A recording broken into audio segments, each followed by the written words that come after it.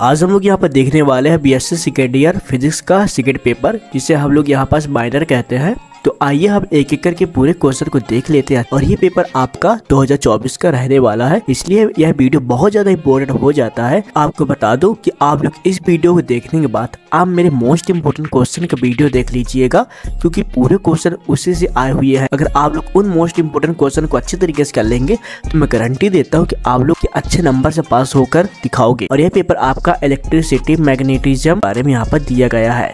अब यहाँ पर जो मेजर वाले होंगे उनका पहला पेपर जल्दी हम अपलोड कर देंगे, लेकिन यहाँ पर जो आपका माइनर और ओपन इलेक्टिव वाले हैं वो लास्ट तक देख लीजिएगा। तो एमपी की जितनी भी यूनिवर्सिटी वाले हैं टोटली यहाँ पर देख सकते हैं, तो आप लोग कंफ्यूज मत होइएगा। आइए एक एक करके पूरे क्वेश्चन को अच्छे तरीके से यहाँ पर समझ लेते हैं। क्या आता है एजीटी टाइप क्वेश्चन, तो एजीटी टाइप क्वेश्चन को आप इस पेपर से छोड़ दीजिएगा, क्योंकि एजीटी टाइप क्वेश्चन इम्पोर्टेंट नहीं है, क्योंकि एजीटी टाइप क्वेश्चन हमेशा चेंज होते हैं। जब भी आप लोग एग्जाम दोगे तो मोस्ट इम्पोर्टेंट है कि आप लोग एजीटी टाइप क्वेश्चन को अच्छे करके आइएगा, क्योंकि पास करने के लिए आपको कम से कम 25 नंबर आपको चाहिए। एजीटी टाइप अच्छे तरीके से कर लेंगे तो 5 नंबर आप लोग यहाँ से ही लेकर आ पाओगे। चलिए हम एक एक करके पूरे क्वेश्चन को एनालाइज करते हैं। हम यहाँ पर देखेंगे इम्पोर्टेंट सेकंड सेक्शन, जिसे हम लोग शॉर्ट आंसर टाइप क्वेश्चन कहते हैं। इससे बहुत सारे क्वेश्चन बनते हैं, तो आइए हमें इन्हें समझते हैं। पहला आपका आया था स्थिर विद्युत के गॉस प्रमेय को लिखिए एवं समझाइए। गॉस प्रमेय बहुत ज्यादा इंपॉर्टेंट है, तो आप लोग गॉस प्रमेय अच्छे तरीके से कर लीजिएगा। ये इंपॉर्टेंट क्वेश्चन है, प्लीज मैं आपको इंपॉर्टेंट क्वेश्चन में समझाया तो उन्हें कर लीजिएगा।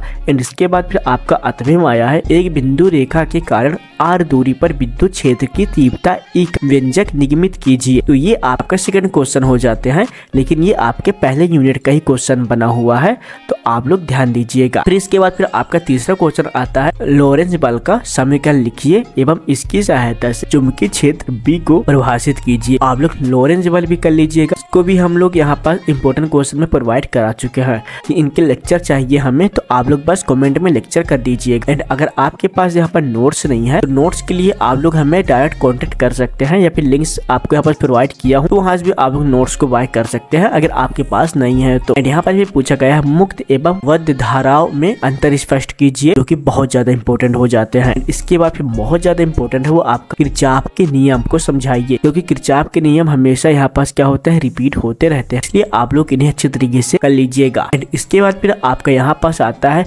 नॉर्टन प्रमेय पर संक्षिप्त टिप्पणी लिखिए, जो कि बहुत ज्यादा इंपॉर्टेंट है।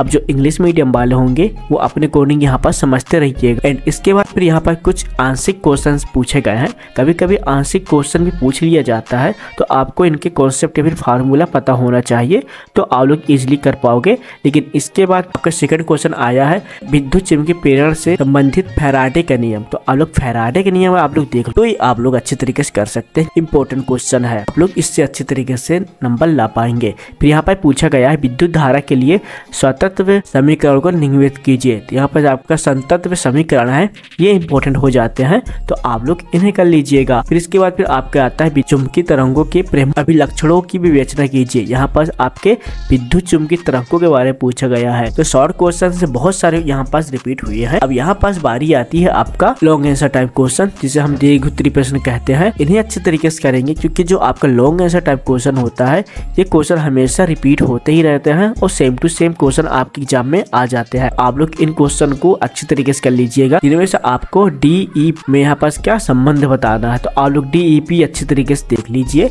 फिर यहाँ पर पूछा गया है लोह विद्युत एवं अनुविद्युत पदार्थों से क्या समझते हैं। लोह विद्युत पदार्थ के लिए सौथिल्य लूप को समझाइए। तो यहाँ पर आपका सौथिल्य लूप को अच्छे तरीके से आपको बताना है कि ये क्वेश्चन सेम आपके एग्जाम में आने वाले हैं। यहाँ पर पूछा गया है एम्पियर के परिपथ नियम को समझाइए। तो आप लोग एम्पियर आप लोग ध्यान दीजिएगा, ये इंपॉर्टेंट है, तो आप लोग इन्हें कर लीजिएगा। यहाँ पर कुछ इक्वेशन दिए हैं जिन्हें आपको यहाँ पास क्या करना है, प्रूव करना है, तो आप लोग इन्हें देख सकते हैं। फिर यहाँ पास इंपॉर्टेंट क्वेश्चन है वो है CR परिपथ, जहाँ आपको संधारित्र के अविशेषण एवं निरावेशन के बारे में आपको बताना है, जहाँ आपको CR परिपथ में मिलेगा। आप लोग इन्हें कर सकते। यहाँ पास आपको डायग्राम बनाना है, जहाँ आपको बताना है कि स्वच्छ चित्र की सहायता से मैक्सवेल ब्रिज की बनावट एवं क्रिया, फिर इसके बाद जो आपकी उपयोगिता होती है उनको समझाना है।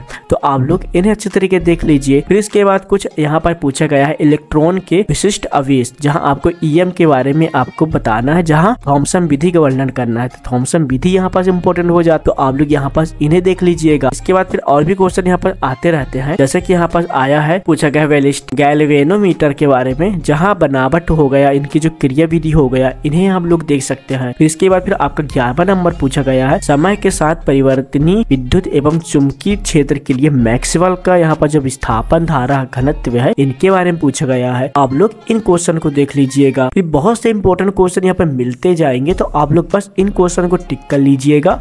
अगर आप लोग इन्हें रेडी नहीं किए तो आप लोग कर सकते हैं, क्योंकि ये आपके 2024 के पेपर में आए हुए हैं। गया आयनोस्फीयर से विद्युत चुंबकीय तरंगों के परिवर्तन एवं अपरिवर्तन पर विस्तृत नोट लिखिए। यहाँ पास आयनोस्फीयर के बारे में बताना है, जहाँ आपके जो विद्युत चुंबकीय तरंग होते हैं, कैसे यहाँ पर परिवर्तन एवं अपरिवर्तन होते हैं, उनके बारे में आपको नोट बताना है। यानी कि आपको थोड़ा बहुत डिटेल से आपको लिखना है, तो आप लोग ये कर सकते हैं। यहाँ पास आपका कंप्लीट हो चुका है।